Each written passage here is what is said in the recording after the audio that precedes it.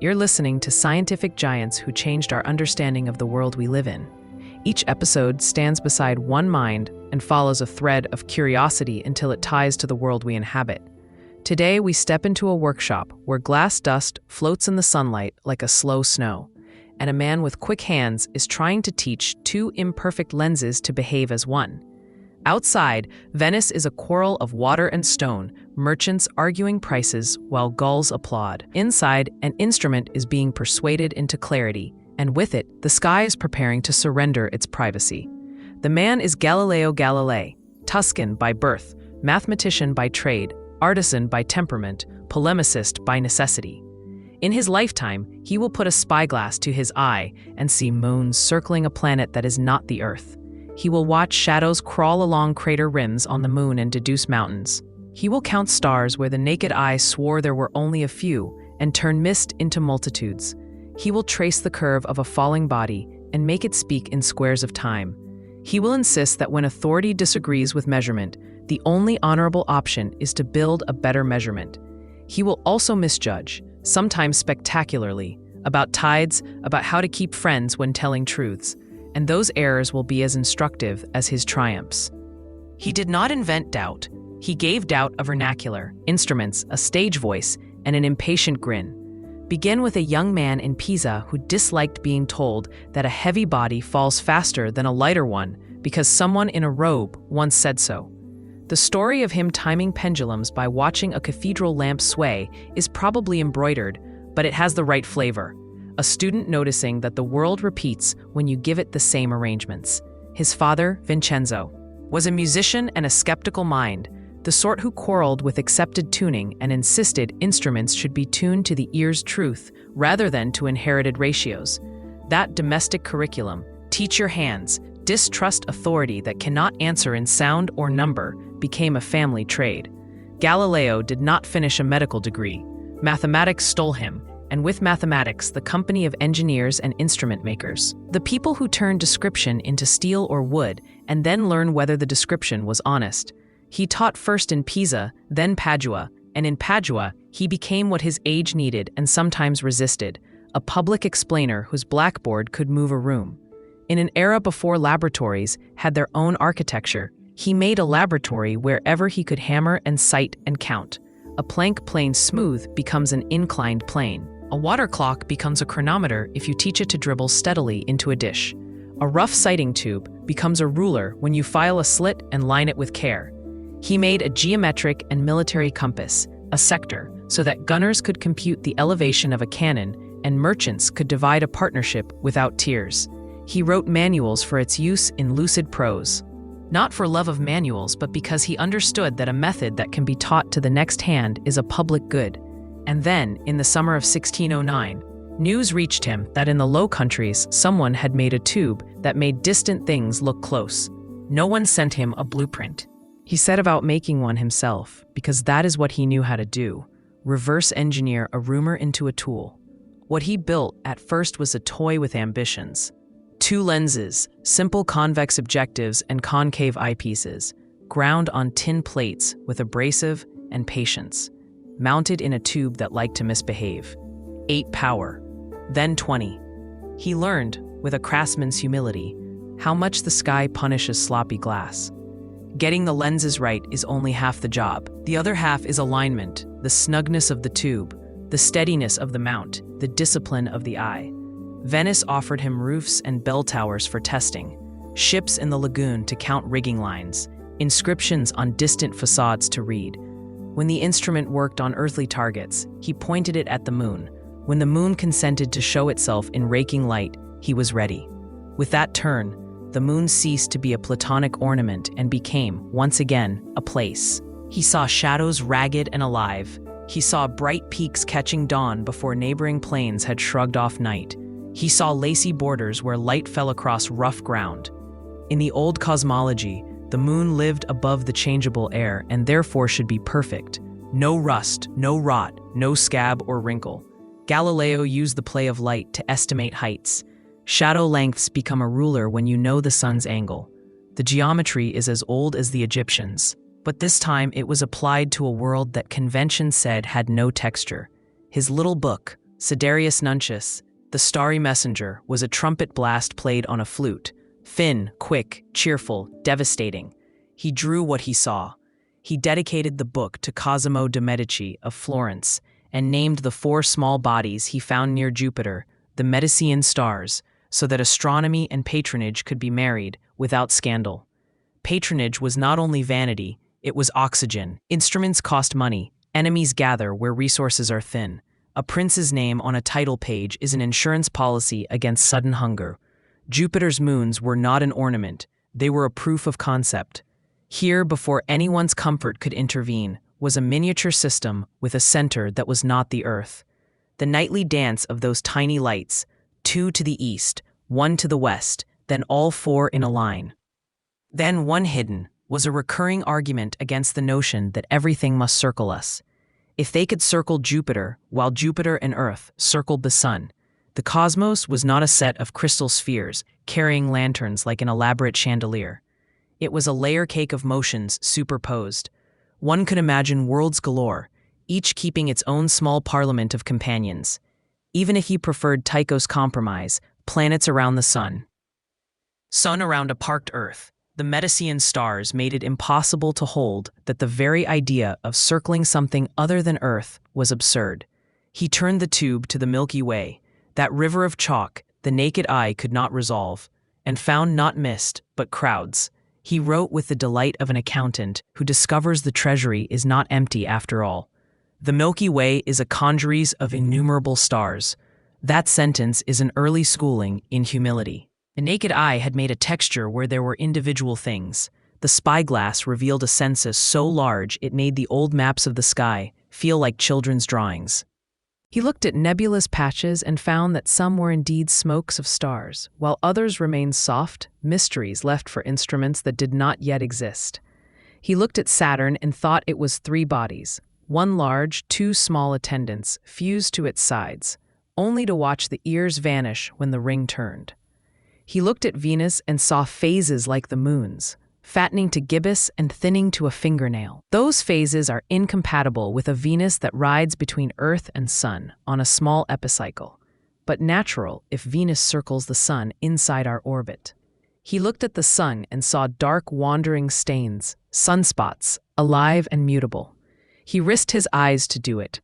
Later he would invent safer methods, projecting the solar image onto a card so the spots could be traced daily. With that tracing, he could watch the Sun spin, not by assuming nobility, but by counting specks as they made their way across the disk. Each observation was a stone thrown at a stained glass window that had long pleased philosophers. He knew what he was breaking, and he did not break things for sport. He wrote with breezy certainty when he had repeated a sighting enough times to trust it. He sharpened his language like a chisel when he knew an opponent would try to wiggle out by calling an artifact an optical illusion. He loved the craft that refused to lie. The complaints came quickly. Some said the spyglass could not be trusted, it created phantoms. He replied, in essence, it reads the distant as if it were near.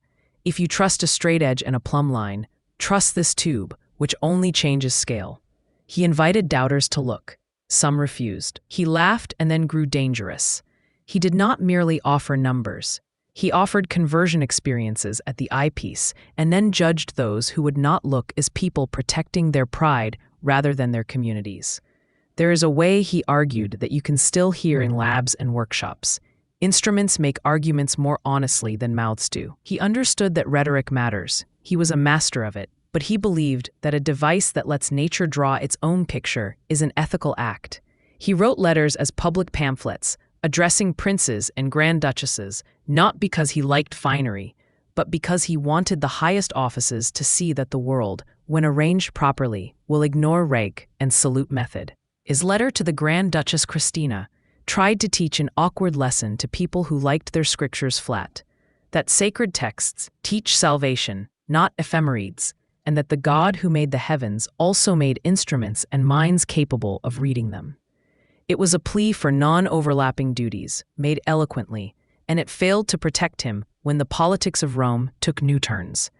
But before the trial, before the house in Arcetri, there was the joyful labor of a man discovering how to talk about motion without blushing.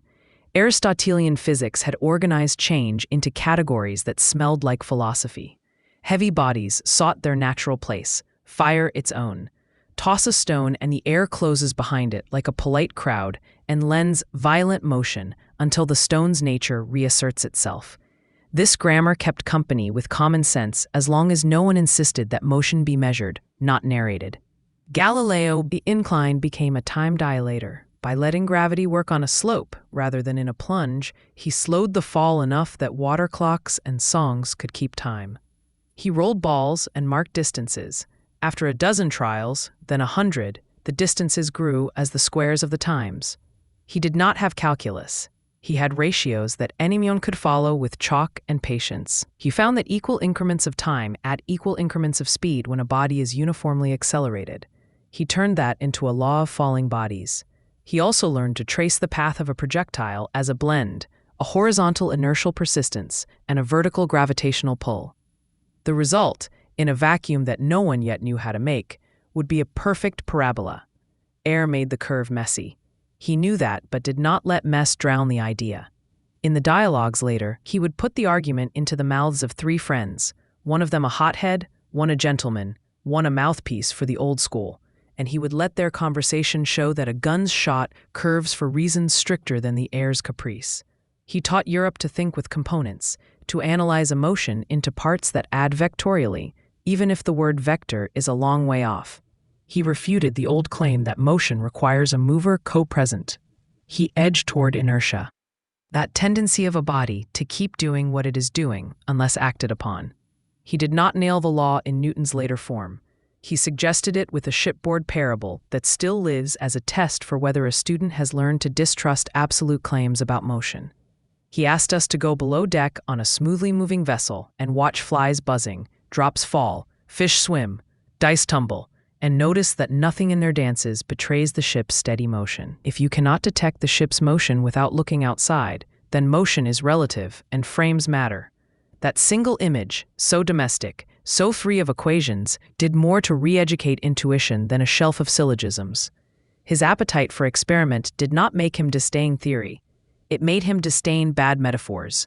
In the Astronomer, he wrote a sentence that students still quote as if it were carved into physics laboratory doors. That philosophy is written in the grand book of the universe, which is continually open to our gaze, but it cannot be understood unless one first learns to comprehend the language and recognize the characters in which it is written. It is written in mathematical language, and its characters are triangles, circles, and other geometric figures. One can argue with the absolutism of the claim. One cannot deny that it gave generations permission to trade metaphysical comfort for calculable rhythm. The Astronomer also made enemies because it was not only a treatise on comets and atomism, it was a virtuoso performance of invective. Galileo could write like a fencer, feint, thrust, riposte. He could also write like a man who enjoys beating opponents at more games than they knew they were playing. His sunspot letters sharpened the tone. Christoph Scheiner, a Jesuit, also observed the spots and preferred to keep the sun's purity intact by suggesting that the spots were small planets, starlets, hovering near the sun.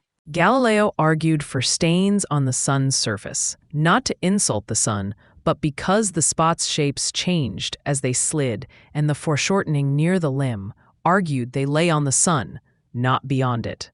Beneath the astronomy was a dispute about what kinds of perfection the heavens could be expected to honor. Galileo mocked in a key that made later reconciliation with powerful orders harder.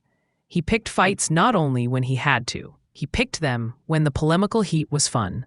If this were only a story of eye, hand, and mouth making the world less mysterious, it would be a happy one.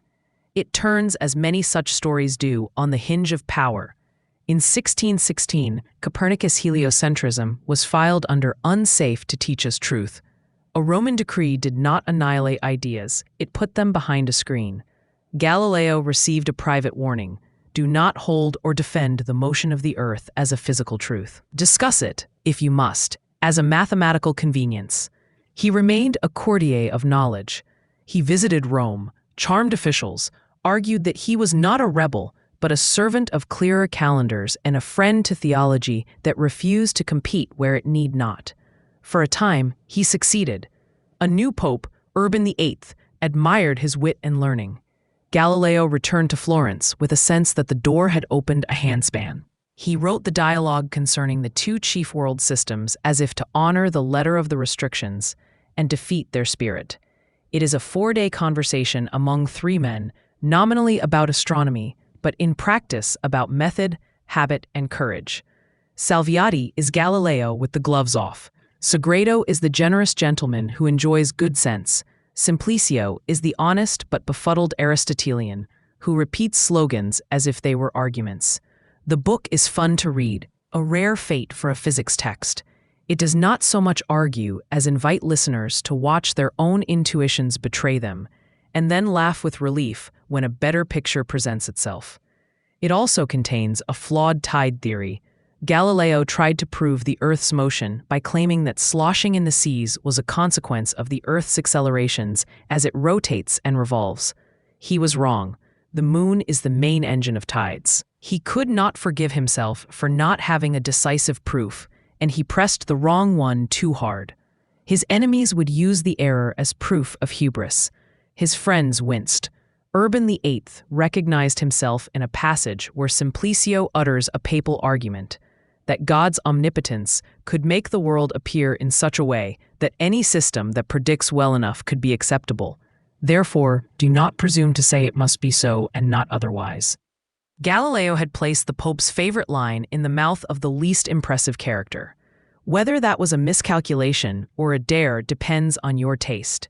In any case, it made the next chapter of his life inevitable. He was summoned to Rome, tried before the Inquisition, and in 1633 coerced into abjuring that the earth moves. The sentence consigned him to house arrest. He spent the rest of his life in a villa at Arcetri, supervised by men who could not stop him from thinking, but could control whom he saw and what he published. The famous whisper, "And yet it moves," is a souvenir invented later. The truth needs no embroidery. He signed what he had to sign and then, grieved and tired, went home and kept working. The work was not small. If the dialogue had been a stage play for astronomy, the book he now wrote was a workshop manual for mechanics. The discourses and mathematical demonstrations relating to two new sciences announced, without modesty and without pomposity, that there were two subjects on which he wanted to report after 40 years of thinking: the strength of materials and the laws of motion. He could not print it in Italy. He quietly sent the manuscript north to Leyden, where Elsevier published it in 1638. In its pages, masked again as dialogue, Galileo taught Europe how to compare beams by scale, how the square-cube law means that as you scale an object up, its volume and weight grow faster than its cross-sectional strength, and therefore, giants require different architecture than mice. He explained why large ships must be proportioned differently than small ones, why a muscle cannot simply be made longer without becoming weaker, why bones' shapes are a negotiation with stress. He treated fracture not as a moral failure, but as a mathematical event. Then he returned to motion with the patience of an old man who no longer wants to win a debate, but to teach a craft. He derived the odd number rule for distances traversed in equal times under uniform acceleration. He proved that the path of a projectile is a parabola in a vacuum. He formalized the pendulum's approximate isochronism for small swings, the very property that would later be used by Huygens to regulate clocks. He described a Kletching experiment about inertia that anyone can still do. Place a ball in a circular bowl. Start it rolling. It will climb the opposite side to nearly the same height if friction is small. Flatten one side gradually. The ball will travel farther along the flat and then up the curve to the same height. Flatten both sides and you get a ball that travels indefinitely if nothing resists it. Motion persists. Rest is not more natural than motion.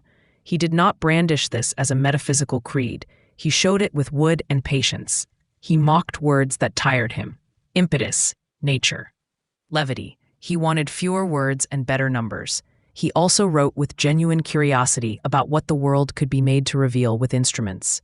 The thermoscope, an ancestor of the thermometer, is the sort of contrivance that falls between domains. A ball of air connected to a tube and bulb, air expanding with heat, pushing water up and down, making temperature visible as height. He played with it without pretending it was exact. He handed it to others with the gentle suggestion that if they could build a scale into it and isolate pressure's mischief, it might become a public measure. He also loved spectacle when it could be disciplined. A magnet is a show-off. He made it a citizen by showing what it would do under repeatable conditions. He did not so much demystify as redirect wonder toward things that would yield to method. If you are making a portrait for the ear, you must include the texture of him. Funny, impatient, proud, sometimes reckless with friends, consistently tender toward instruments and toward the few who cared for him when money and protection failed. He could be a bully when he thought an argument lazy, and a charmer when he needed a scholar's exception or a cardinal's acquiescence. He loved to win and did not always choose the battle wisely. He was a better scientist than politician, which is one reason his life ended under supervision. But consider the record of his supervision. He was not silenced, in fact. He moved his work to topics his judges did not understand or care to control. He kept corresponding. He trained assistants. He arranged for publication in friendlier jurisdictions. That was not cowardice. It was a craftsman's stubbornness. If the door is locked, find a window. If the window is barred, send the pages out under a coat. He made enemies among people who did not deserve to be his enemies. Sometimes the Jesuits are painted as monolithic opponents. Their scholars were among the most skilled mathematicians and observers of the day. He had friends among them and squandered some of those friendships. He had friends in Rome and lost them because he allowed his gift for ridicule to do the work of argument. These were tactical errors. They make a moral for our time. If you are right on the facts, you are still obliged to be patient with institutions made of people. If you want a method to survive you, it helps to send it abroad in tones that your enemies can live with. His method survived anyway because it worked on wood and glass and stone. But the centuries he might have saved by being gentler are not imaginary. There are other rooms we should not leave without entering. In 1604, a new star appeared, Kepler's supernova, though Kepler saw it from Prague and Galileo lectured on it in Padua.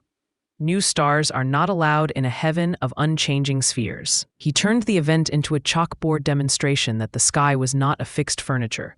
He taught crowded lecture halls until they were too full for breath, not because the young men loved astronomy as such, but because they loved the permission to watch doctrines loosen their grip under the pressure of a blackboard and a telescope. He was already, in those years, the thing our culture barely knows how to value. A teacher whose demonstrations change how future artisans, physicians, jurists, and clerks imagine what counts as truth. Even his mistakes are pedagogically rich. The tide theory failed because it was motivated by a desire for a mechanical proof of the Earth's motion and by disdain for using the moon as a cause. He wanted the Earth's double motion, daily and yearly, to slosh the seas as a bucket sloshes when carried in a circle. He underestimated the mutual gravitation that would later explain tides. He underestimated the Earth-Moon system's dance. He overestimated the explanatory rule that explanations should be terrestrial. In making that error public, he taught a lesson that his admirers must keep learning. Your preferred style of explanation does not bind the world. The world takes the explanations that fit, not the ones you think are elegant. He taught the lesson by failing at it. It is a generous failure. What did he change that touches our day, aside from the content of physics texts and the ways telescopes are pointed? He changed how we expect public arguments to be won. Before him, a philosopher could claim victory by authority, analogy, and wit. After him, the person who can build the arrangement that forces a result becomes the arbiter. He changed the kind of prose that makes people trust a claim. Draw a figure. Tell us what you did. Show us the numbers. Let a stranger see the same thing. He changed the practical life of artisans because he wrote mathematics in a tone that did not condescend to shops. He changed training by insisting that the novice has the right to see, not only to hear. He changed jurisprudence indirectly by making it respectable to demand procedures in any discipline claiming truth. Method sections are his grandchildren. We can argue, if we want to stalk a quiet evening with ghosts, about who really started the scientific revolution. The argument is as useful as arguing whether the dawn started at the first gray or the first shadowless sun. Galileo is dawn, not noon. He did not have Newton's calculus or law of gravitation.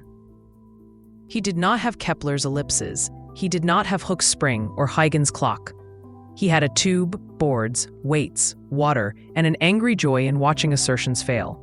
He lit enough of the eastern sky that the rest became inevitable for anyone willing to walk toward the light. Picture him in the last years, blind in one eye and failing in the other, in Archetri with a few students, one of whom will edit and publish his book abroad. He dictates. He cups a model of a bone and talks about how it breaks. He jests about how professors love to put words to things that do not need them. He drinks the wine a friend brought from town and sighs at the business of breathing. If you listen without reverence, you hear not a martyr but a stubborn artisan of truth, working to the end on the two crafts he loved, making instruments honest and language precise. If there is a prayer in his work, it's simple. Let what we say about the world be earned by what the world does when we arrange it carefully. We leave him with one more small scene. A boy in Padua, held up to look through a telescope, draws back with a sound that is not a word. He has seen the moon as a place instead of a disk, and something shifts behind his ribs that will not shift back. He will not become a philosopher. He will become a bridge builder, or a physician, or a mapmaker. And in each of those lives, he will be a little less willing to accept a claim that presents itself without a method. That is Galileo's true revolution. A civic change in what counts as persuasion. You have been listening to Scientific Giants Who Changed Our Understanding of the World We Live in. Today we climbed workshop stairs and bell towers, and watched a Tuscan with a spyglass and a temper teach a civilization to trade authority for procedure, symmetry for measurement, story for experiment, and to smile when an instrument reveals that our intuitions are crude. In our next episode, we will walk into the study of Johannes Kepler, a melancholic mathematician who turned a set of numbers into ellipses and found in those curves a new kind of necessity. The laws that bind planets and, by echo, bind falling apples to the earth. Until then, thank you for your attention and your time. This episode was written as a continuous story for the ear. If it moved you, bring a friend along next time. Until our next hour together, keep an eye on the arrangements you lean on. They are closer than they look.